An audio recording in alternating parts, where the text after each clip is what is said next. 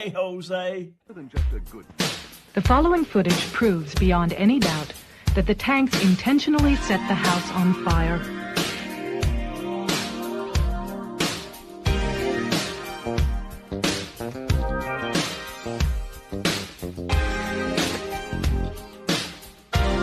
It proves that the Branch Davidians were murdered.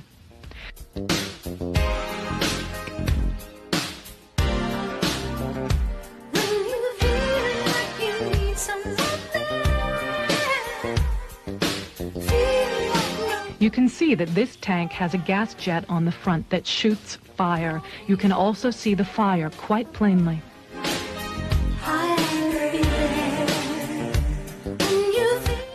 The tank goes into the house twice, and each time as it backs out, the fire at the gas jet is plainly visible.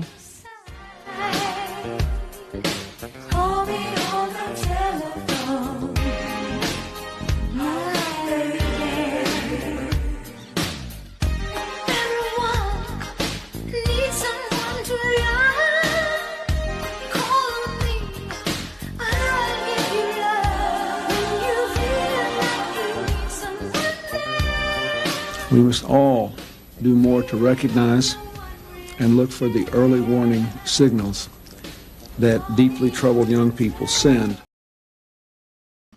Good morning. Welcome to the No Way Jose podcast. This is the Morning Dump. I am your host, Jose Galison. Austin should be joining us later. He kind of messaged me last minute, said, oops, kind of missing. I thought I'd be here, but I won't. Or not till later. So I think he's going to pop in probably later in the stream, which works out because I want to do a little bit of show prep for Tinfoil Hat with him, which we're going to be doing Tinfoil Hat here. We're going on in 5 hours. We're doing a Tinfoil Hat episode with Sam Tripoli, me, and Austin. And then weirdly enough, I believe recording after that is our producer on Already Dead, Jules. Great Bill. He's doing one too. So looking forward to Austin getting back on here and going on Tinfoil Hat again. That's gonna be dope. But what's up, guys? Let me know if I sound good, look good, all that. I got all dolled up for my appearance today. I'm looking forward to that. I guess I fucking didn't have this set up. But while we wait for more people to roll in. I got out of the habit of doing this because Austin's been here, and I usually save these for the end when Austin's here. But while we wait for more of y'all to roll in, I do want to remind you guys that today's episode is brought to you by Nadeau Shave Co. If you're tired of that razor burn irritation, those ingrown hairs that come from those multi-blade cartridges, then this is the way to go. You can go back to traditional shave, and you can shave just like your grandpa used to, whether you're shaving your whole face or edging up your beard. The single blades give you a barber-grade shave for a fraction of the price. The standard issue comes with one traditional safety razor and a box of 100 stainless steel razor blades. That puts you out about $75. That's supposed to last for a whole year. That's the estimate. Let's be real. It's probably going to last you a lot longer unless you're someone who shaves on the daily or almost daily. In that case, you're going to want to consider the Quarter Shave Club. That'll put you out about 25 cents per replacement blade. It's also got shave lathers, 3-in-1 body hair and face soap. Great stuff. Great for shaving with. Smells great. Feels great. It's also the COVID mandate refusing company. So to recap, this is a superior product in multiple ways. This is better for your skin. It is going to give you a closer shave. Your face is going to feel like a baby's butt after this. It's also cheaper, and then from a company that doesn't hate your guts, generally is probably got similar values to you. And then on top of all that, you can get 10% off if you use code Jose at checkout. With that, let's get check in with you guys, see what you guys have to say. I see JMS in here saying he loves the AI picks and he feels for Tinfoil Alex Jones. Sometimes I have to take my shirt off to dump too. By the way, I usually try to pick a topical person. I picked Alex Jones because I guess it kind of fit with a tinfoil hat thing, and then also because I found a thread on Bill Cooper today, and there's no way AI was going to be able to do Bill Cooper and make it identifiable, like anyone would be able to note it, like be recognizable. So I went with Alex Jones since, Bill Cooper's kind of was the precursor to Alex Jones. So I think it's fitting. So, you got a shirtless Alex Jones as the profile pic. You see Dr. in the chat, Robin saying, what's up, faggots? See Curtis, JMS, Tom33, Eddie Grimm. See all of you fuckers screwed up. Oh, yeah. I'm glad I saw you in the chat because there was actually a couple... There was a couple things that I wanted to cover that you said, but I always forget. I will tell you guys, you can DM me stuff, but usually it's better to tag me, just because if you DM me, I'm likely to forget. Whereas if you tag me, I'll bookmark it immediately. I don't know. It's just the way my brain works. I see the real D4 says, good morning, Jose. Just wondering what kind of cats you breeding. Sphinx, hairless cats. That's what I have. If you ever want one of those, hit me up, holler at your boy. No, Robin wants to know if I'd be brave enough to use Nado on your balls. No, I'm not retarded. That would be retarded. Do not. I guess do it if you want to. I don't care. I am promoting this product, but you also gotta know what it is. It is not It's not really made for those type of surfaces. It's more for her face. So, I guess you can. But see Fire Pixie in here. Adam Tom Tom Bobby saying, "What's up, guys? Love you all." Me and Eugene, man, bunch of y'all in here today. All right, guys, let's get into some actual content. We got let's start off with our anti-war news update. We have I'm not as informed as I normally am because I usually watch anti-war news every morning, but I didn't have a normal morning today, so I didn't have that. That didn't work out. But whatever, we'll go through a couple of these. I looked through the headlines real quick, looked at what caught my eyes. I did, I'm not going to re-go into this, but I thought it was interesting. Iran rules out direct talks with the U.S. because we've kind of talked about it a little bit in the show and kind of the brinksmanship of these two of us and Iran, the U.S. and Iran, and how that's we're kind of trying to be a bully and being like, oh, we'll make you come to the table. It doesn't seem to be that's the case. But all right, here we go. Hamas reaches deal on release of Palestinians that Israel delayed. Hamas said on Tuesday that a deal had been reached to secure the release of over 600 Palestinians from Israeli jails that Israel had delayed. All right, 1 second, guys. Sorry, I had a cough. Under the ceasefire deal, Israel was supposed to release the Palestinians on Saturday after Hamas freed 6 Israeli hostages, but Israel refused to over Hamas's handover ceremonies, which it said were humiliating. Hamas said a solution had been reached that would involve the group releasing the bodies of 4 Israeli hostages and Israel freeing the Palestinians simultaneously. They will be released simultaneously with the bodies of the Israeli prisoners agreed to be handed over during the first phase, in addition to the corresponding Palestinian women and children. The agreement was reached in Cairo, where Hamas had sent a delegation led by one of its officials, Khalil al-Hayya, for negotiations. Hamas also said that a new set of Palestinian prisoners would be released, as well as the more than 600 that were supposed to be freed on Saturday. All right. Israeli news site Ynet reported that the Israeli bodies would be handed over by Hamas to Egyptian authorities in private with no public ceremony. The exchange will complete all the releases that were set to happen over the first phase of the hostage and ceasefire deal, which is due to expire on Saturday. So far, no agreement has been reached on the second phase as Israel has delayed the negotiations. Israeli officials have said they're looking for an extension of the first phase, an idea backed by the U.S. The implication is extending the first phase would be that Israel would likely be looking to secure the release of more hostages without having to withdraw fully from Gaza, since a withdrawal is a condition of the second phase. According to Al Arabia, if a deal is not reached on the second phase by Friday, Israeli officials expect to either continue with the first phase ceasefire or restart the genocidal war. All right, so now we have some sort of deadline. So Friday, guys. I guess we'll keep an eye on that. We'll see how things go Friday. But once again, hell, even this story by itself is kind of the we're so back. Kind of I've joked before about with this deal with the Israel-Gaza thing, the ceasefire. It's kind of every other day is it's so over. Oh, we're back. Oh, it's over. Oh, we're so back. It's just that back and forth. So even this is, I guess, a little bit of we're back, but then a little bit of it's so over. So keep an eye out for Friday.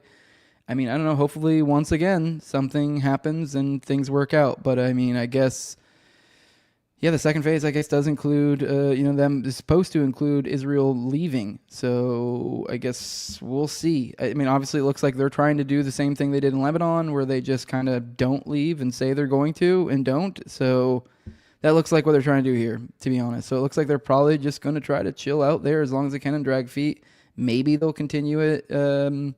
But yeah, they'll probably just drag feet until Hamas maybe kicks something up, and then maybe at that point, then they'll probably maybe start hostilities again. Because I don't know how long these other entities like Hamas is going to be, complacent, I guess.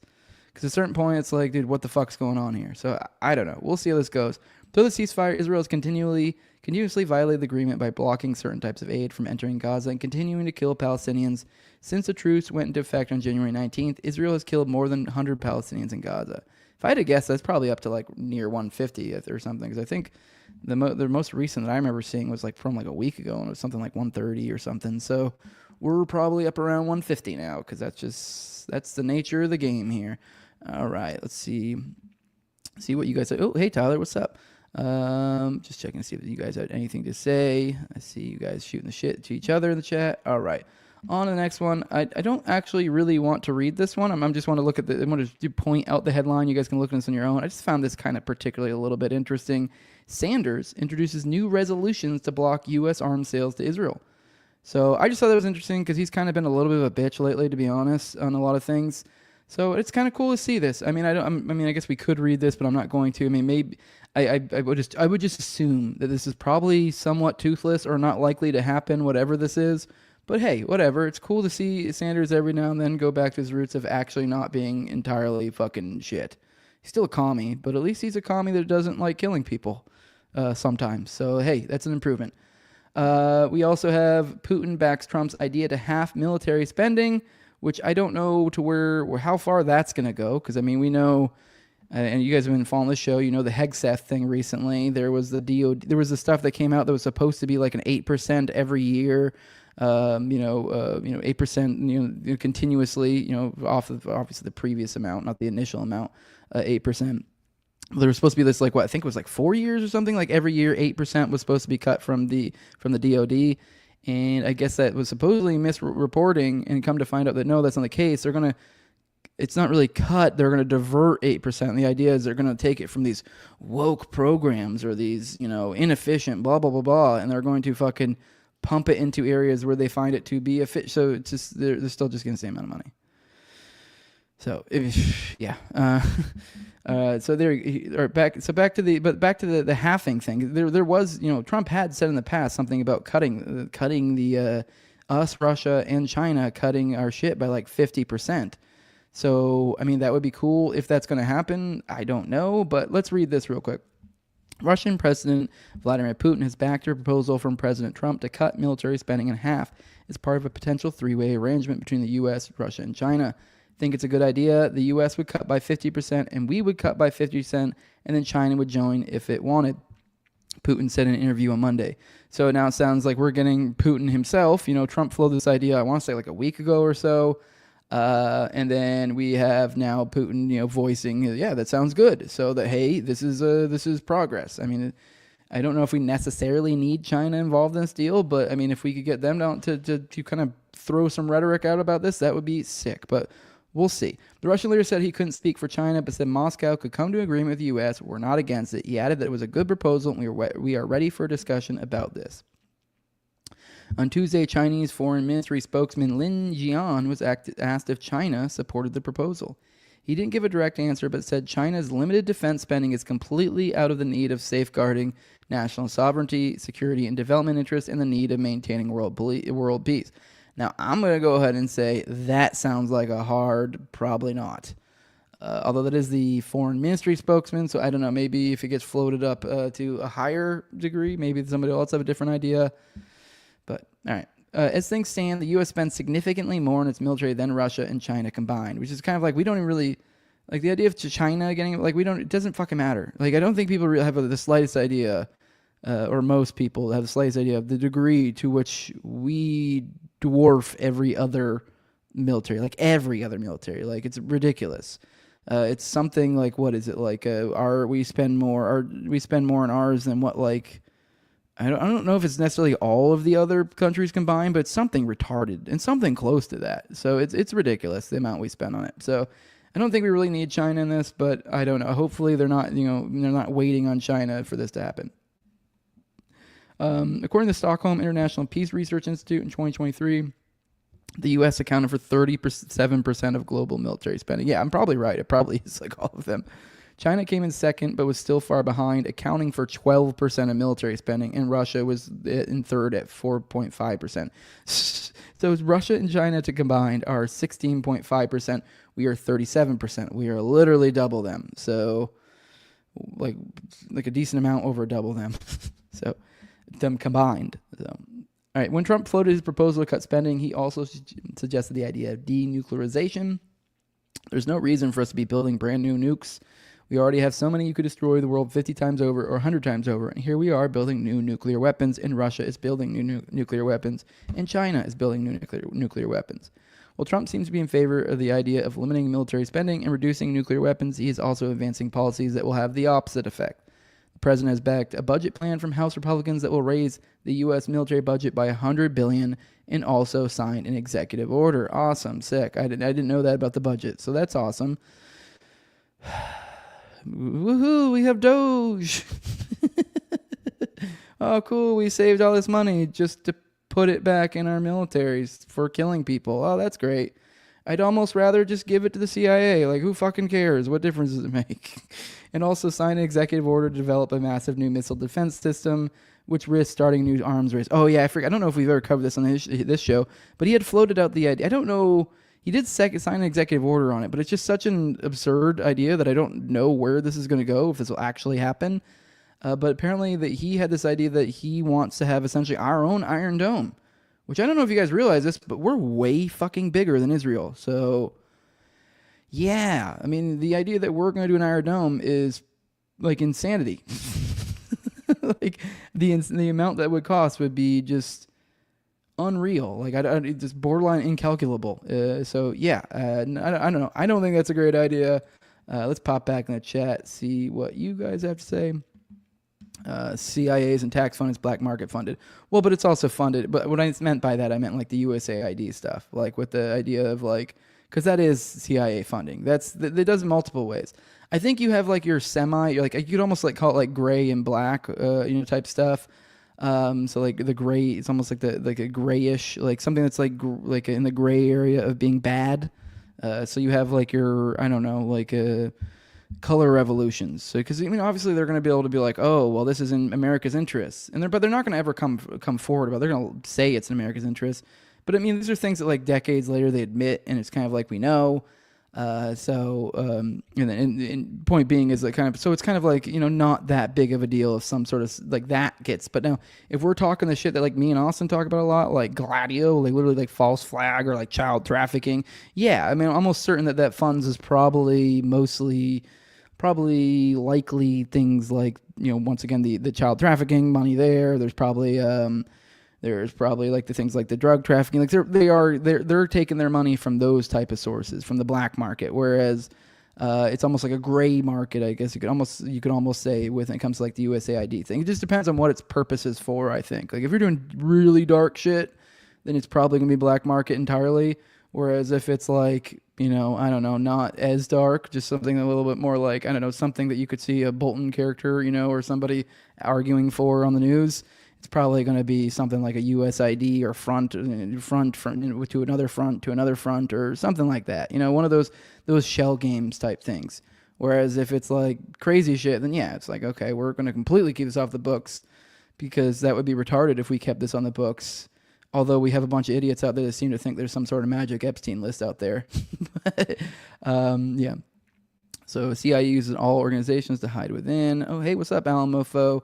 Dr. Tory says the Iron Dome is almost obsolete. Yeah, perhaps. I don't know. Either way, regardless of whether it's obsolete or not, it's still expensive as fuck.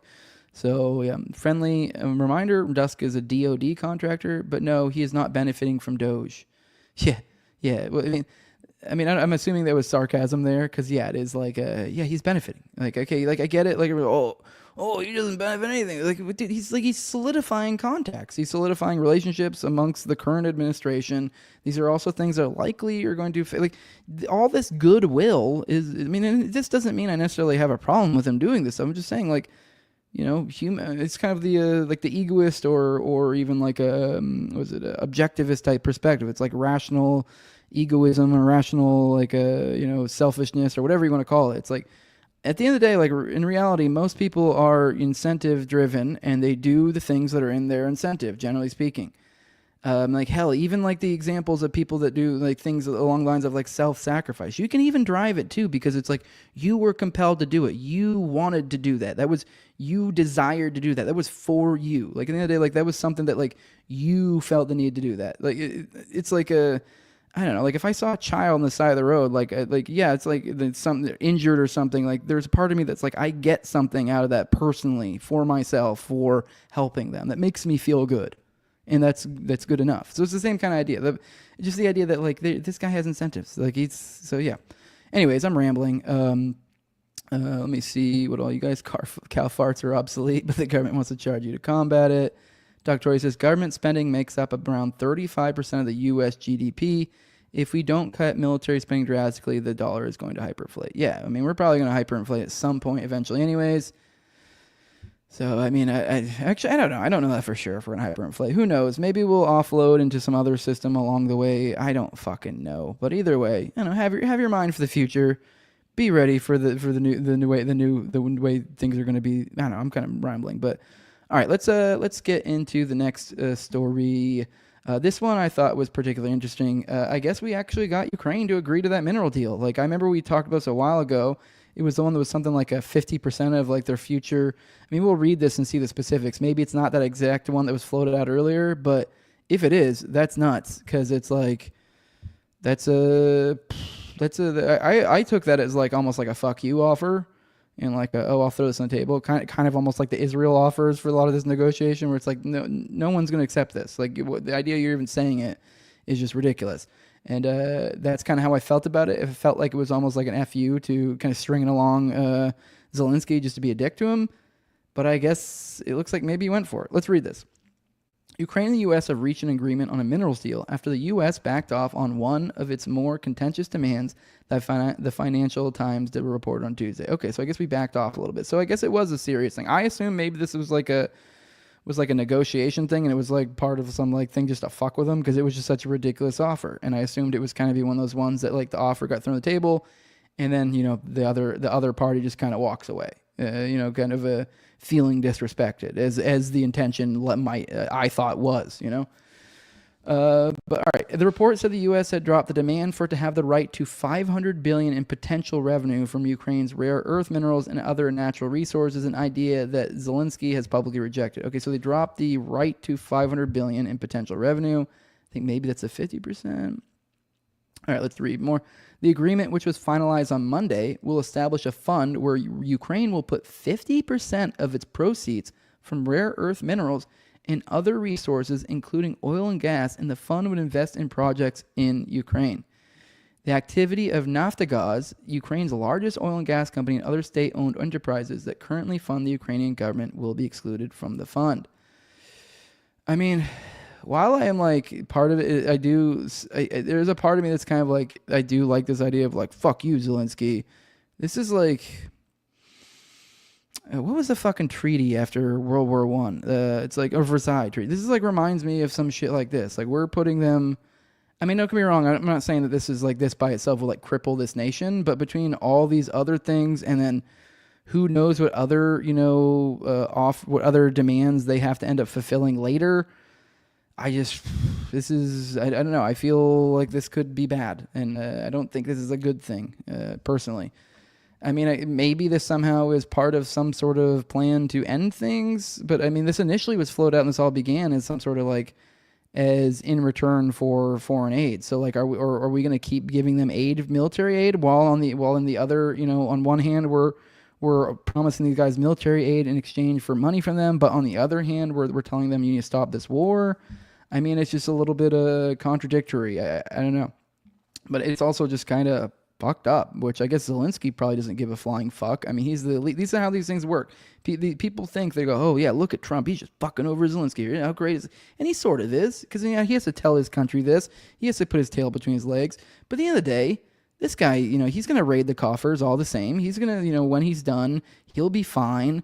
I mean, I guess there's the outside chance that these guys could get like a Gaddafi'd or something, but generally speaking, 999 times out of 1,000, whenever these ordeals happen, these elites, they get out scot-free. Even whenever, even with something like Syria, which I'm not saying I wanted anything bad to happen to Bashar al-Assad. He just left the country, and you'd be surprised when you look into the past of like coups or regime changes, how often that's the case. They just leave. It's like. And they just go leave and live, and they're rich somewhere else. Oh no, we're in exile and we have millions of dollars. Oh no, boo-hoo, I'll cry with my fucking $100 bills. So, but meanwhile, the people are like getting fucked. Like there was another story yesterday where like, it was something, I forget this, I don't know the stat offhand, but it was insane. It was almost like, I swear it was like damn near every unit they were saying was like, had amputees now. Like that's where Ukraine is at. So they've depleted their male, their males, their fighting age males, like just brutalized that country. And now we're taking 50% of their rare earth minerals and other resources, including oil and gas. And it says the fund would invest in projects in Ukraine. Okay, sure. Yeah, okay. Yeah, yeah, I believe that when I fucking see it. That's likely going to be going to fucking like it's going to be going to like people like Zelensky. It's going to be people, it's like what Ron Paul says. It's like foreign aid is, taking from the poor of one country and giving to the rich of the other. So that sounds like what's probably happening here. So I don't know. I mean, we all know what happened with that whole Versailles thing. So it's like, what is it? Dave Smith's thing is like what the allies are today, the enemies tomorrow, wherever the fuck he says on POTP. It's unclear what percentage of the fund will be owned by the U.S., as those details will be worked out in follow-on agreements. The deal also doesn't include explicit security guarantees from the U.S., which was one of Zelensky's major demands. The mineral agreement is only part of the picture. We have heard multiple times from the U.S. administration that's part of a bigger picture. Olha Stefanishina, Ukraine's deputy prime minister for European and Euro-Atlantic integration, who led the negotiations, told the FT. Zelensky's or Ukrainian officials told the FT that the agreement has been approved by Ukraine's justice, economy, and foreign ministers, and they're hoping Zelensky will go to Washington for a signing ceremony and a meeting with Trump. Later on Tuesday, Trump said that Zelensky was expected to visit the White House on Friday. This will be a chance for the president to discuss what the bigger picture is, and then after it, we will be able to think of the next steps, a Ukrainian official told the FT. Zelensky's rejection of the Trump administration's initial rare earth offer was one of the reasons why President Trump lashed out at the Ukrainian leader and called him a dictator for not holding elections. Trump was also frustrated by Zelensky's complaints about not being invited to the talks between U.S. and Russia that were held in Saudi Arabia last week. Oh, yeah, and on the elections thing, I did see a story. I don't have it up right now, but just kind of offhand, I did see a story where I guess their Congress or whatever the hell they call that entity over there, I guess unanimously, or I don't know. Actually, I don't know for sure if it was unanimously, but essentially they voted an agreement that that they don't want elections or something stupid. And so a lot of people are going like, "Oh, look, he's not a dictator." And it's like, okay, but like what you're missing is they're the ones who initially voted for this in the first place in mid-wartime. So he essentially during wartime kind of twisted their arms to kind of be like, "Oh, I need additional power," which is how this works a lot of times. You always see leaders take more power when in times of crisis. So that's essentially what happened. They voted for it then, and it makes sense that, like, of course, they're the ones who voted for initially. So it's like if they flip now, it's like, I mean, it makes them look bad. So yeah, it's still, so everyone's going like, oh, see, he's not a dictator. They did. And they're like, yeah, but he's the one initially proposed it, you stupid fucks. Like, but all right, let's, that's all we have on that. Let's check into the chat, see what you guys have to see. Top Lobson needs that shirt on his store. What shirt are you talking about? Oh, guns don't kill people too. Or guns don't kill people. I do. Shirt was badass. Bubbo's saying, yeah, this is correct. This is like the Treaty of Versailles. Yeah, which I don't remember the particulars of the Treaty of Versailles, but obviously it did a similar thing where it put the German people in kind of an economic fucked up place essentially. So, yeah. Ukraine war makes me sick. Unproductive to be an American, says JMS. Aggressively agreeing. Ukrainian oligarchs are trading their country's minerals for private islands and Margaritaville machines. Exactly. That's kind of what I'm getting at. That's a good way to put it. For real. That's likely exactly what's happening here. These guys are fucking cashing in on the way out, and they're fleecing their fucking people. So it's kind of fucking gross, really. And then it's like portrayed on the public front as like, look at fucking Trump just fucking Zelensky over. And he is, sort of, not really. Sort of, not really, like a lot. So let's all right, let me see. Zelensky's earning his U.S. citizenship. He will be over here trying to stand up in no time. That's what Alan's saying. Okay, let's get into the next story. I guess this is kind of a little bit on the anti-war front. This is just so fucking ridiculous. If you guys watched Already Dead last night, you saw where we watched this video of there was like this whistleblower saying people were deleting Epstein documents, and we had a good old laugh about that because it was a ridiculous level of parody. Like it just felt like not real life. Because I mean, you guys follow this. You guys know Epstein was almost certainly a Mossad asset, if not a direct agent himself, and along with Maxwell and. God, what did I fucking lost my point? What the fuck was I even talking about? I totally lost my fucking. Oh, yeah, I remember what I was talking about. So, anyways, so this guy comes out, this guy who's supposedly this whistleblower for the feds, And this dude is one of the most aggressively Jewish people you've ever seen. And it's just one of those ones that you watch and you're like, dude, you just got to be fucking kidding me. Like oh, seriously, you guys been talking about this Epstein list for like months now. Oh, we're gonna drop the Epstein list. Oh yeah, woohoo! And then literally the meme from South Park, and it's gone. Like which I mean, let's be real, it never existed in the first place. So, but what was I even equating that to? I forget what I was equating to. Oh, this video we're about to play. This is like almost on that level of like, this is ridiculous. Like, come on. So let me go ahead and bring this up. Here we go. Alan's got to get some sleep. Yeah, good night, Alan. Go get some sleep, buddy. Pop back in here later. But here we go. Let's play this. Do I have it up? Yeah, I have it up. All right. Let's play this. This is Aaron Rupar, which I guess he's some journalist, says complete batshit lunacy on the president's True Social account. Yes, he really posted this. So let's play this video of what Trump posted on his social, on his True Social. This is Gaza 2025 for the listeners. What's next? And these all these photos of it going from like crappy to like beautiful. And Elon Musk eating food. It's like people hula hooping, dancing. And it just looks like a beautiful, almost looks like some Saudi Arabia type shit, you know? Money flying in the air, Trump Gaza hotel, golden Trump statues. Jesus Christ, Trump and Bibi laying in the sun. This was like, I guess, unironically shared by Trump. I mean, I figured maybe this was like some sort of joke or something or some bullshit, but this dude is legit a journalist.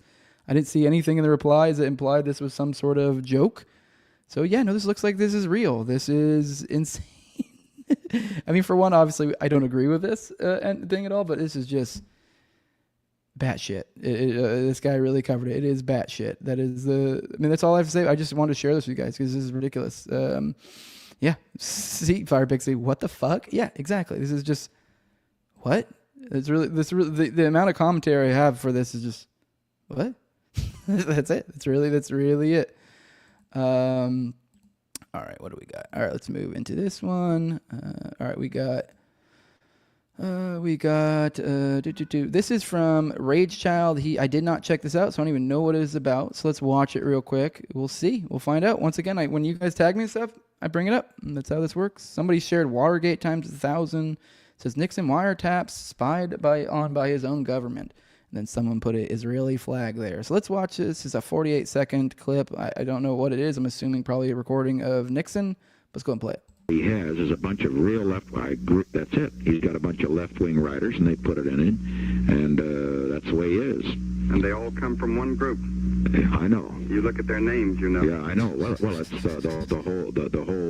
whole thing is a Jewish group. Well, you see, the Bible teaches that there is the synagogue of Satan. In other words, there are two groups. There's the group in Israel that are going back. They don't know why they're going back, but they're going back driven by God, because I believe we're getting toward the end of things. And then there's the second group that the Bible calls the synagogue of Satan, and it's that crowd that puts out all of your literature, the pornographic literature. They are the ones that are the left-wingers. They're the revolutionary leaders. They're... I'll be honest with you, I don't know who this other guy is, but I will say, I strike this bizarre because he does make a distinction here. I mean, I don't necessarily... the whole synagogue of Satan thing, I don't know. I guess it depends on how you mean it. But anyways, it's weird the way this guy seems to break it down. You guys, if you guys know who this is, let me know in the chat.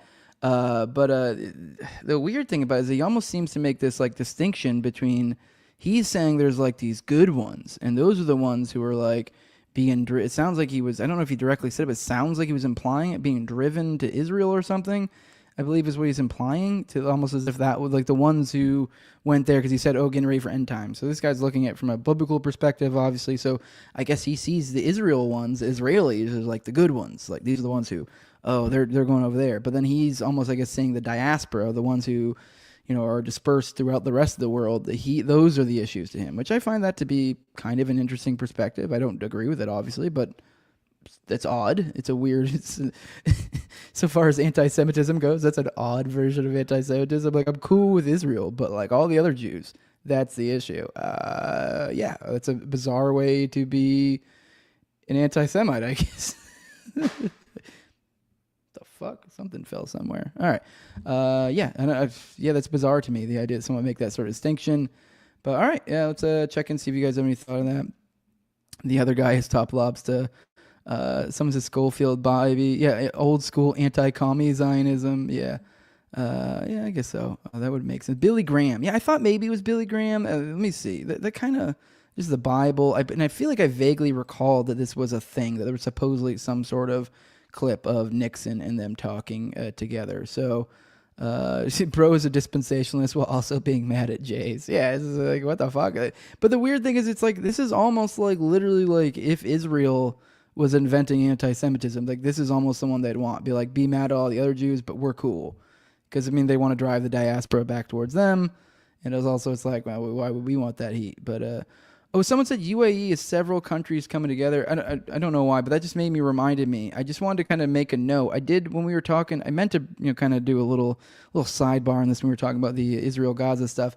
I thought it was particularly interesting that part of the ceasefire deal, they were interacting with Egypt, it seemed like. And I don't know if this was something they were doing before, but I just thought that was pretty cool. That it looks like they're working with other countries, because that's been a thing. I've heard all these other Middle Eastern countries are coming together and with diplomacy and stuff, trying to, help this out type deal, help them out over there. So, someone says no big titties on the beach besides Trump's. Yeah. All right. Let's see. There are no Jews except Israel. Yeah. All right. Let's get to the next story. This is from Arcane Arsenals. He shared this. This isn't a thread or anything, but if anything, I actually just more wanted to share this to throw this out to you guys. If you guys find anything more on this, let me know, because this is particularly interesting. Seymour Cray, founder of the early supercomputer company, dug tunnels by hand for fun under his Wisconsin home. He said elves visited him underground, whispering suggestions to complex computing problems. So that's insane. This sounds like some Nephilim Death Squad shit. Like, they need to check that out. Which, I mean, he may have even, I wonder if he even tagged them in that. He tagged Top Lobster and Dave Carbo. Yeah, that's, I'd be interested. If you guys see anything more on this out there, some sort of deep dive, that's something I'd be interested in. Definitely weird. All right, let's check in the chat, see what you guys have to say. All right, nothing. You guys are being quiet. All right, let's get into our homie Ken Silva got on Zero Hedge again. So they published a piece of his over there. So he said multiple shooters were at the July 4th Highland Park massacre, bombshell research suggests. Let me take a drink of milk. Jury selection started Monday for the man accused of slaughtering 7 people at a suburban Chicago Independence Day parade nearly 3 years ago. But a day before trial proceedings began, a trustworthy researcher released compelling evidence suggesting there were multiple shooters at that July 4th, 2022 massacre. The research comes from Becca Spinks, whose past work has helped put child predators behind bars. Spinks is working a multi-part series on the Highland Park shooting, which she's generously allowed Headline USA to run in its entirety. Spinks' full series is a must-read for anyone who wants to understand the entire context of the Highland Park shooting, its alleged perpetrator Robert Crimo, also known as Bobby. Which I'm wondering if, I guess Ken just doxed BX. And to be honest, I don't know if she's been open about that before, but I guess that's her name. I didn't know that. That's fun. I mean, so there you go, little window into my world. Even though I've interacted with her quite a bit, I didn't know her actual name. I think I knew it was Becca. I think, but yeah, I don't know Spinks. All right. Spinks full series is a must read. Or I think for anyone who wants to understand the entire context of the Highland Park shooting, its alleged perpetrator Robert Crimo, also known as Bobby. However, perhaps the biggest revelation from her series is worth emphasizing in a standalone article. It looks like there were multiple shooters at Highland Park. Indeed, Spinks noted that the official story has Crimo committing the entire shooting. I have some cat being a dick right now. What the fuck? What is going on?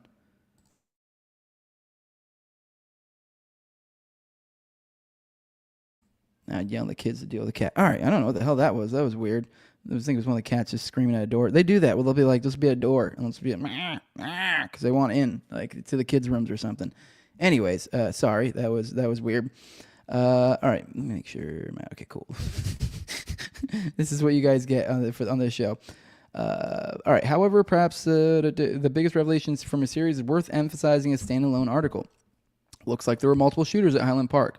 Indeed, Spinks noted the official story as Cremo committing the entire shooting from atop the Ross Cosmetics building, a local store in the northwest corner of Central Avenue and 2nd Street. While the evidence clearly shows that Cremo was certainly near Ross Cosmetics armed with an AR-15, 2 of the shooting victims were totally out of his vantage point, as well as that of the Ross Cosmetics rooftop, according to Spinks. The 2 victims at the far back of Port Clinton Square were completely obscured by the side of Walker Bros, she noted, also publishing a photo of the scene that she described. Both victims were grievously injured and covered in massive quantities of blood, indicating they died on the spot. This theory was further supported by the absence of blood trails that might indicate they were dragged.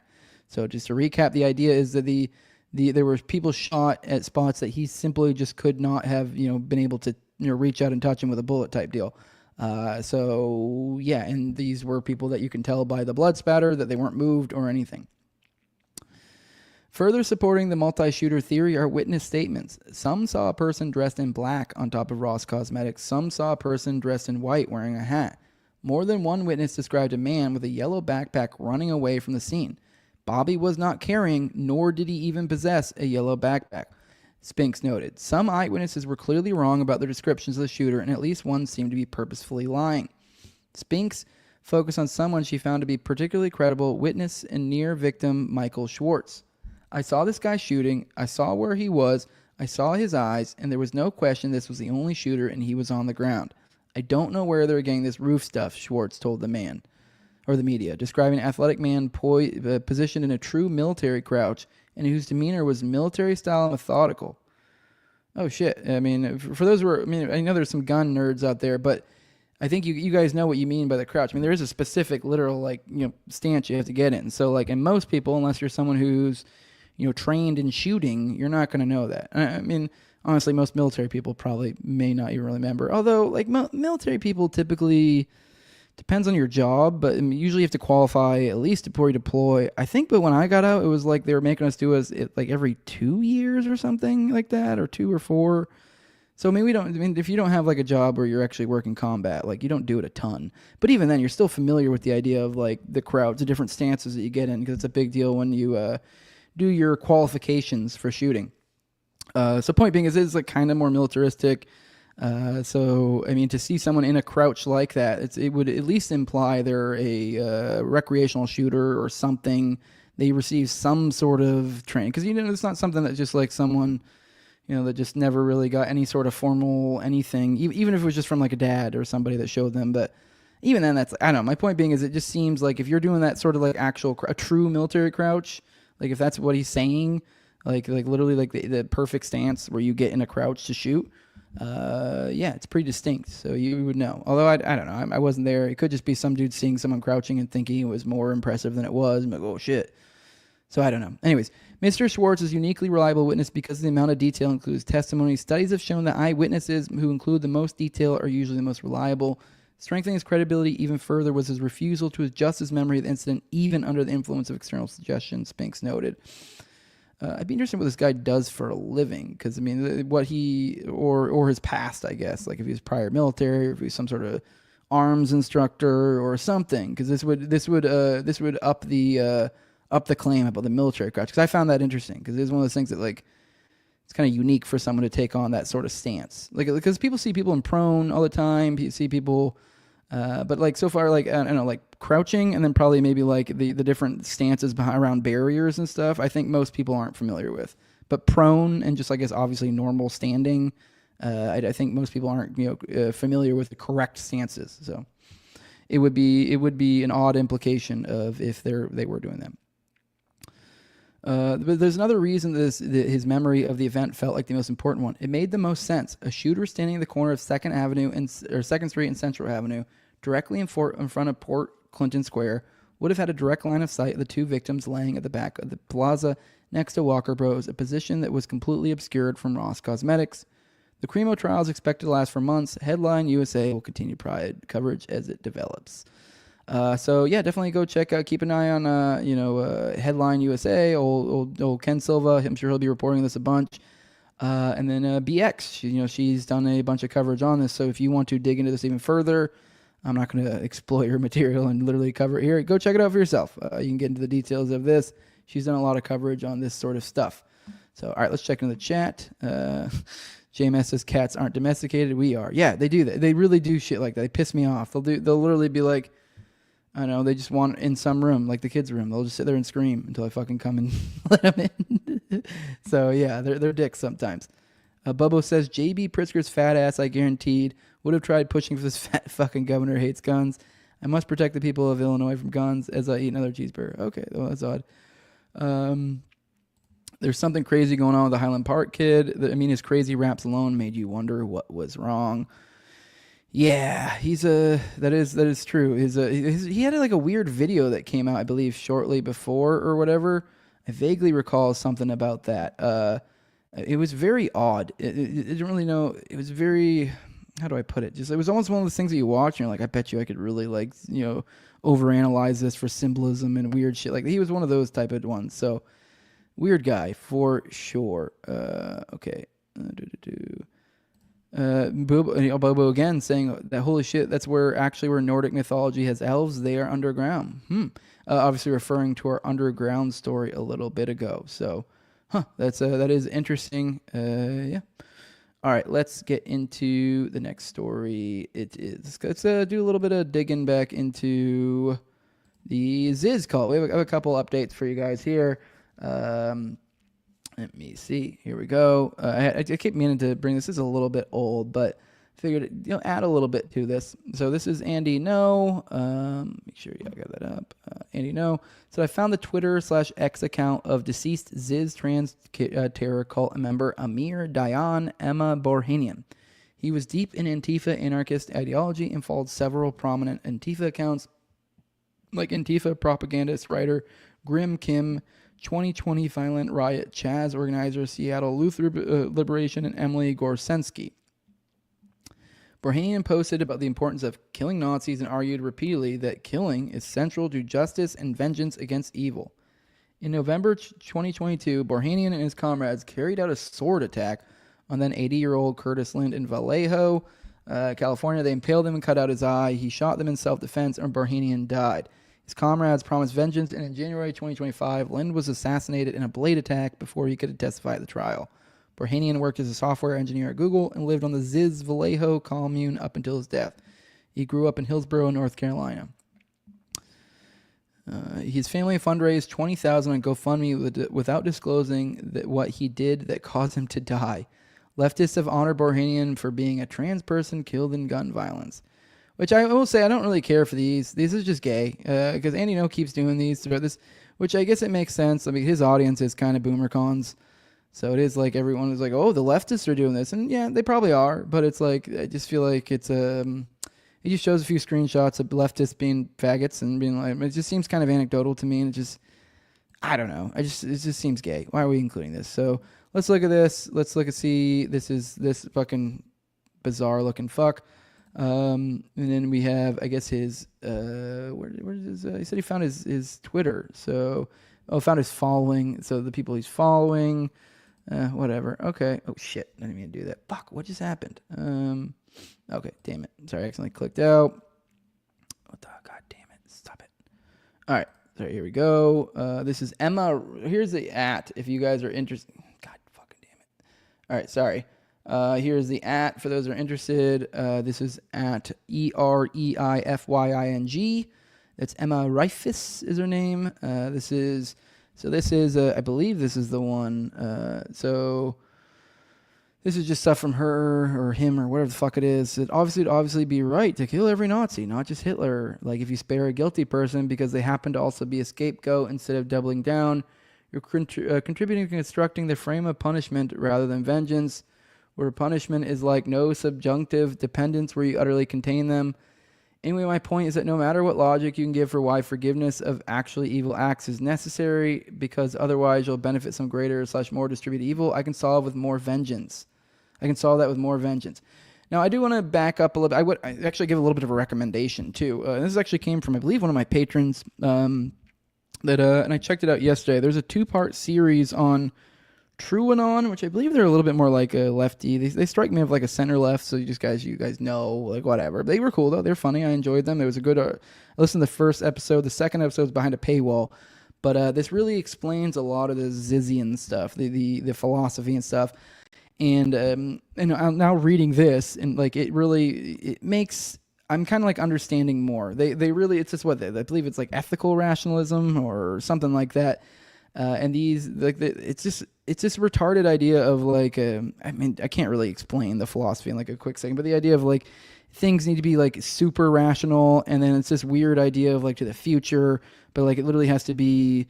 I mean, for those who understand like libertarian ideology and the concept of a high time preference and low time preference, it's almost as if they're like applying their rationality to the most insane low time preference idea you possibly could. So the idea of like, oh, well, thousands of years in the future. So how we, like, it's really, honestly, all of this comes off as like autists doing intellectual masturbation and kind of talking themselves into how fucking genius it all is, when in reality, it's a lot of these weirdos trying to figure out really common things, like the type of stuff that autists don't understand, like general social stuff. And these guys come together and they have these like, they try to have the most rational, and they try to throw out every like human side of things that isn't considered rational. So these would be things along the lines of like the humanities, like art, music, which I would argue those are rational. Like these, I mean, like you could say they're irrational in a sense, but they're, I think they contribute to, I think there's you could apply rational reasoning for why those are good things to have. These enrich the world or whatever. But no, it's just this weird autists that are come together. It's like this Silicon Valley like philosophy that's kind of bubbled up and created so many different offshoots, and it's just really just a bunch of autists grouping together and doing weird, bizarre shit. Like this was like the Luigi Mangione shit. That's what this guy was into too.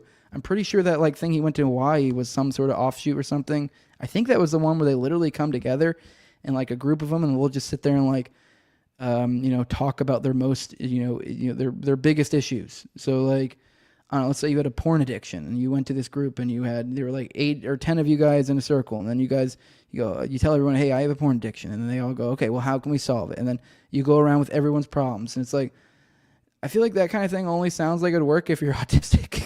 If you're like, oh, we're gonna be hyper rationalist about this, I'm like, I don't know. If it's a personal problem I've had, I've probably thought about a lot of these things. It's also like, this isn't really the way I want to go about solving it. Anyways, they're just like peak autism. I'd recommend go checking out their series. It was one that I want to say it was one of their more recent episodes.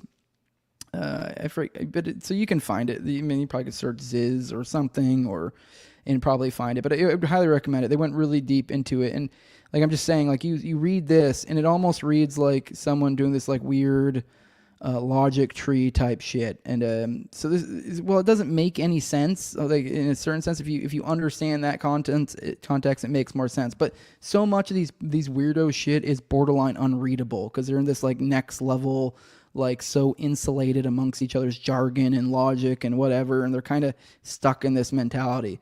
And so to the outside world, you're like, dude, what the fuck are you talking about? So very bizarre shit. There's more from her where the bottom line is. Who do you kill? Like retaliation that's short of killing feels like a different category. Like violence is a desperate attempt to communicate rather than true vengeance against evil. Like I'm not just being an edgelord by constantly talking about killing. It's central to justice and vengeance against evil.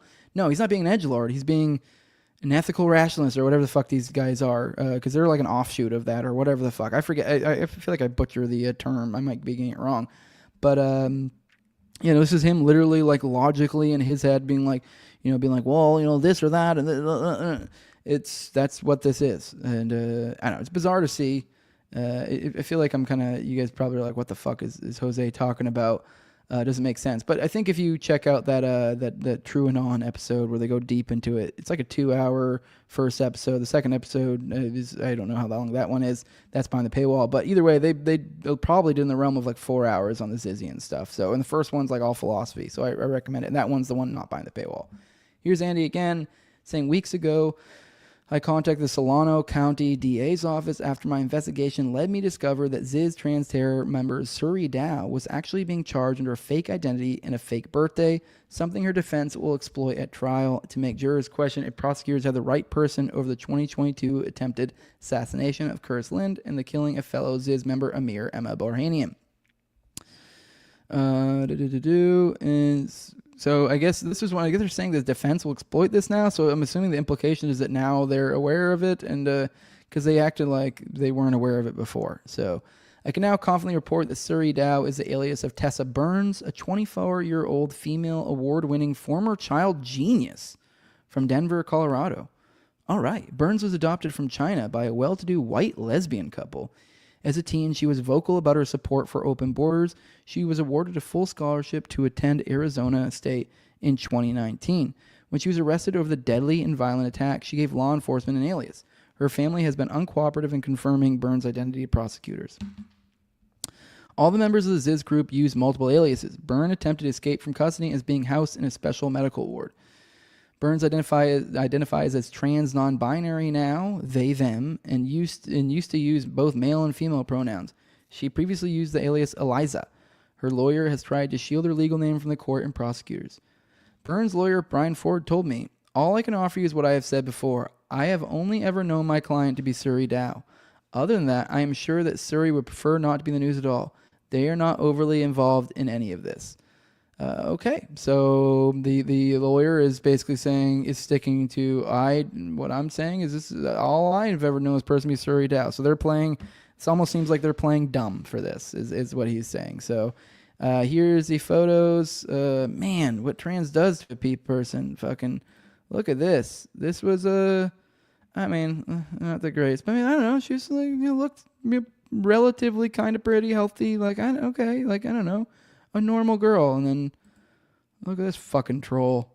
Man, it's sad. Okay, all right. Well, it's sad stuff. So yeah, that's all we got on that. There was only the two. Let me check in with you guys, see what you guys have to say. Real quick. Sorry. Oh well, actually, never mind. I don't think Austin's gonna make it today, guys. I just checked the DM. Okay. All right. Maybe he will. Maybe he won't. I'm gonna go with he probably won't because I don't have a ton more to work with. We have like one more thread to go through, and then I guess we're done for today. It's gonna be a short one, I guess. I assumed he would be coming. Let me see. Let me see what you guys have to say. Cat gang, me and Eugene. Hell yeah, dude. I love cats.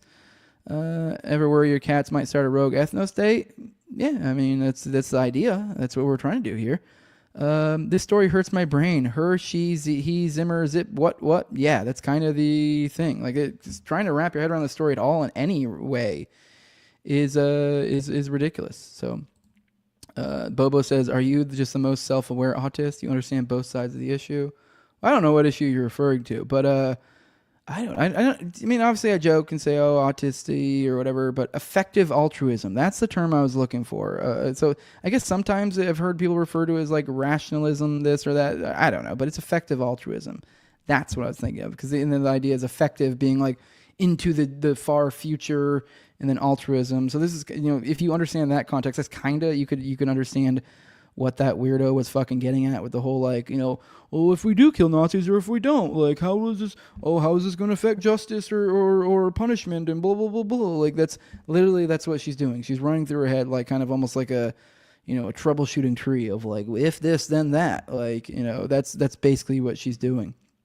But yeah, I mean, I joke about being autistic. I don't think I'm actually autistic. I do think like I don't know, I wouldn't be surprised if I had a touch. I'm a little bit... get a little bit obsessive and a little bit weird about shit, but I don't know. I don't know. I guess I've just gotten pussy in my life. I don't know what to say. I think that's just the cure for it, really. Sounds like some incel shit. I stumbled upon an incel group on X. Actually, not really. These guys fuck. Like, from my understanding, like it's what they're like. They're a big old fuck cuddle group. Like, they even have like, I went deep down there. There's literally like, there's like writings and deep discourse on like things like cuddle puddles or orgies or like in this group. Like they're weirdos. These people fuck. So it literally made me lose a little more hope in our society. Very disappointing. Litigation loopholes. So I stumbled into the effective altruism rabbit hole digging into the FTX collapse. Yes, because it's tied to Sam Bankman-Fried. He was claiming to be this effective altruism guy. Living a bare bones life. The funny thing is, though, that they're so Their philosophy is so fucking convoluted that I bet you he probably was like, may have been a true dyed-in-the-wool effective altruism guy, but he just has this retarded understanding of it that's like, oh, well, I don't have to because this is what's better for the future. But like, it's ridiculous. It really is. Someone said I already covered the Highland Park stuff. Yes, just a little bit ago, I believe. That was the last story. No, that was 2 stories back, I think. I don't know, whatever. It's check out after. I'll do the timestamps when I'm done, and then that way you can pop to wherever it is. Tyler says thanks again, Jose. See you tonight. Yes, we are. We have Tower Gang tonight, 9:30 p.m. or 9:11 Eastern. So if you like the naughty stuff, pop in for then. Dr. Roy says pussy does cure the tism. I made that joke, but then I realized then later I'm like, oh shit, these guys are all doing orgies and weird fucking gay stuff. So actually I don't even know if that logic necessarily follows. So although I guess they were already pussyless and then they came together and then got whole after. So I don't know, maybe there's something there. You know, if like a bunch of weirdos come together, it doesn't fix it. It's almost as if like you have to be like a normal woman and you're like, oh shit, okay, it's all that weird shit going on in my head is all gone now. My head's clear. I have a beautiful, normal woman, not some weird shit doing every action is fucking backed up by fucking, 12 layers of, that they have to manually go through like a fucking weirdo. like, should I do this? Well, if I do this, then that. But if I don't do this, then that. Like, I don't know. To some extent, it's like a lot of these things are just like natural things humans just do and know to do. I mean, you can intellectualize them, but it's like, you just get to a ridiculous territory. Fire Pixie says I can imagine smell from here. Puddle you. Good morning, Mr. Lex. Good morning.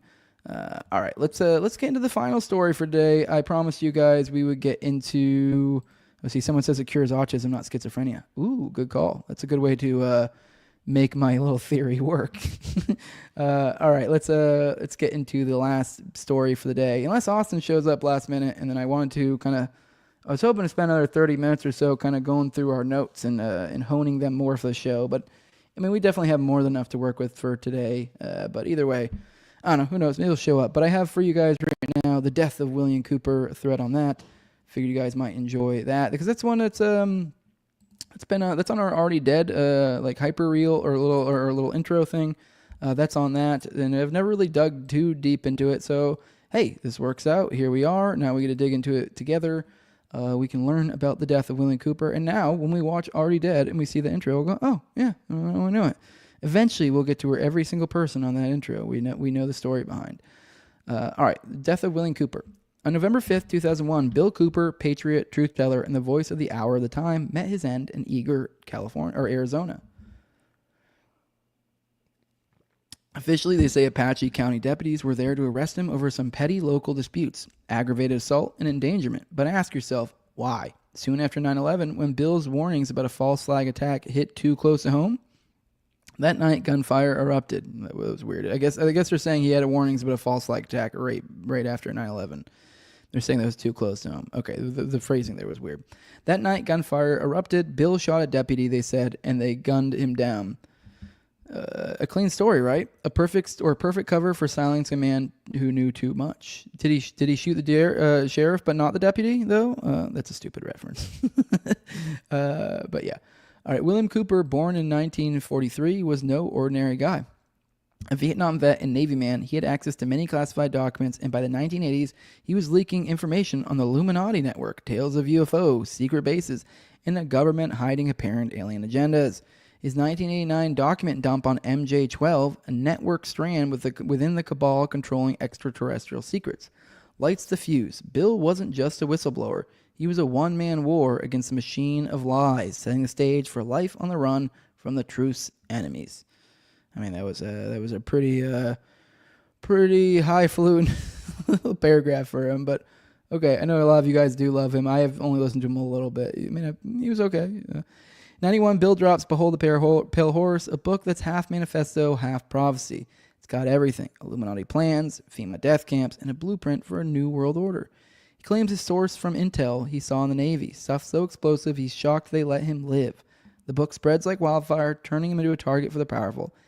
Every page screams, they'll come for me someday. Now, I want to back up on that. I've never read this book, but I remember when I was reading Aberration of the Heart, Only the Real, she goes into some excerpts in that, and it gets ridiculous. I mean, I guess like level of like, and this is where this, this alien entity interacted with this other alien race, and then they made this interstellar agreement, and that level of weird. And these are all stuff. They're like, oh yeah, these are documents. Like I believe he even later in his life said some shit like, oh, I think I got some bad documents type deal. Like they misled me. Like it was disinfo on purpose. And maybe that was the case. But either way, it's like, it's just the kind of shit you read. You're like, I mean, I guess sure. Maybe there's an outside chance all this insane shit is the case. But it's like, this is such a level of insane without any sources other than, oh, I just saw a document. They're like, yeah, I don't know. Yeah, this means nothing to me. And if anything, I'm like kind of a little bit skeptical against it. Like this is some sort of weird disinfo shit. So I don't know. I mean, maybe one of these days I'll get around to reading it. Maybe I'll understand why so many people think are like, whoa. But for me, I like the excerpts I've seen, the claims made in it with no real backing up except for, oh, I've seen some documents. I find extremely dubious, and it colors him in a very dubious light as well. So I'm sorry to all the Bill Cooper lovers out there. It's just, it's something. By the mid-90s, Bill is on shortwave with the Hour of the Time, a radio lifeline for people who are awake. He connects Oklahoma City to government black ops. Okay. Calls out the Federal Reserve and warns of stage crisis to strip freedoms. And before someone says in the chat, I'm aware, he made the claim that he talked to Timothy McVeigh, and I think something about maybe John Doe 2 was there, or claimed that something about John Doe 2, and then the big thing people always bring up is a chip, I believe, in his butt, that he supposedly showed to Bill. Which, once again, as it seems to be the common trope with Bill, the source is, trust me, bro. So, sorry, I don't. So, give me something to work with other than trust me. Because I don't find it to be all that trustworthy, personally. All right. Then in June 28th, 2001, he predicts a massive attack to justify global tyranny. 9/11 hits 2 months later. Spot on. Okay. Suddenly, Bill's not friends. He's dangerous and the clock starts ticking. Oh, well, they phrased it weirder earlier then. They phrased it wrong. They made it out like they made it out like that he said this after the fact. But no, it was before. So, okay, that makes more sense. Post 9/11, Bill doubles down, linking the attacks to his warnings, just as anyone who was paying attention would have. 2 months after 9/11, with his voice louder than ever, they move in. November 5th, they lure him out with a ruse, no warning, and it's over. Random bust or silencing a prophet mid-sermon. Bill wasn't just loud, he was specific. His work directly named names way before most even had a slightest clue, whether it be CIA operations, CFR, Trilateral Commission. He tied UFOs to PSYOPs and said AIDS was engineered and claimed elites planned mass deportation. All of which we see coming out to this day. Each broadcast, each page, peel back the curtain. For 20 years, he dared them to strike. When they did, followers saw the pattern. He predicted his own end. Said the feds would frame it as something mundane. A shootout with cops? Too convenient for a man who'd mapped their game. Which I will say, I know I was kind of implying maybe he was some sort of disinfo agent or something along those lines, but, I don't know. He could have just at some point felt like he was a real boy, or maybe he was an unwitting asset the entire time. I just find some of the info he came out with insanely dubious. As I even said, he even later himself was like, oh, this is bad info. So, yeah. Officially, they claim Bill fired first, shot Deputy Martinez, and paid the price. But the holes gape wide. No body cams, a ransacked home, missing files. His death fits the script he'd warned of. A martyr taken out when his truth hit peak resonance. Behold, the pale horse still sells. His tapes circulate. His 9/11 call haunts the internet. His work built a lens. Every anomaly in his death, timing, tactics, aftermath looks like proof they feared him. All right, well, that's all of it. I was kind of hoping maybe they go a little bit more into the specifics of the death, but I don't know to what degree we really know specifics other than because it's kind of just like, I was kind of joking about the trust me, bro source. I mean, if you have a shootout with the cops, you're kind of put in a situation, unless it's modern day and they have some sort of video or something. Generally speaking, you're left with your source being trust me, bro, from the cops. So looks like kind of what we're dealing with here. Kind of reminds me of the Gordon Call situation, although that one was a little bit more egregious. They literally burnt his fucking house down. They fucking essentially dumped a bajillion fucking rounds into that thing and then fucking set it on fire. Overkill. This one, it sounds like there was some sort of, they said it was a shootout. So, I mean, who knows? Maybe they just blew him away. All right, let's pop in the chat, see what you guys have to say, and we'll get out of here. All right. Okay. Ron Hubbard was a hack. Yeah. Why are you guys talking about Indians? You guys are arguing about Indians in the chat. All right, Dr. says Alex Jones was predicting a major attack months before 9/11 as well. Clearly, the waves were in the ocean. Yeah, and I don't know. I mean, I feel like you kind of can just feel it, especially when you're like if you're somebody like them that's like in the daily covering this stuff. You just kind of, it's almost like it's like what, like Dune, like with the concept of like prescience. It's almost like that. It's just like the idea that you've collected enough information to where like you may not. It's almost like it's almost like an autonomic thinking thing. It's like something you do without really thinking about it. It's just kind of your brain just naturally is a pattern recognizing thing. It puts together all these various things you've been looking over for months, years, whatever, and then you kind of get this vibe. And some, depending on certain people, some people got a good vibe and they go with it. And I think there's something to that. Like I feel like I've been more on it in that way. The more I've been doing this daily show type thing. And I'm sure somebody like an Alex Jones or a Bill Cooper, they're doing this shit daily for hours. So they're they are just info. So they're just like, they have such a level of like pattern recognition going on, like subconsciously probably, of the things going on. And so it's like, then you just kind of have this feeling. It's like when I said a while ago, it was like before all the weird drone shit went on, that I said, he literally was like, someone asked me like a couple months, I think before that, there was like, oh, do you think OKC, we're going to look into maybe some sort of like OKC type thing in the future? And I was like, I'm not feeling that right now. I have said that in the past. There were times where like I feel like the chances of it were high. No, at that time I go, no, I think we're looking at maybe some sort of blue beam something. And like, I don't mean literally like aliens. I mean more like, oh, lights in the sky and this and that. And then, you kind of run rampant with it. And that's basically exactly what fucking happened. And it was just kind of like, that's what I was feeling in the air. I mean, I can't really like logically give you an exact reason, but it's almost like this subconscious thing that, happens when you've collected enough information in your head. Let me see what else you can. Why are you guys arguing about Indians? Where did you guys even get to Indians? Okay, well, you guys are just arguing about Indians, I get, but we're done over here. All right, cool. I'm glad you guys are having fun talking about Indians. With that, guys, we're gonna go ahead and get out of here. Make sure to like, share, subscribe, comment, all that good stuff. Yeah, that's a good way to, if you want to support the show without actually giving me money, that's one of the next best ways to do it. Then obviously you can get the Nadeau Shave Co. That's a good way to do it. Obviously use the Jose thing to let them know I sent you. That way you get a product of it. You support me in that way as well too, because then the ad guy keeps coming, Also, if you want to support me monetarily, that helps a lot. Patreon.com/NoWayJose2020.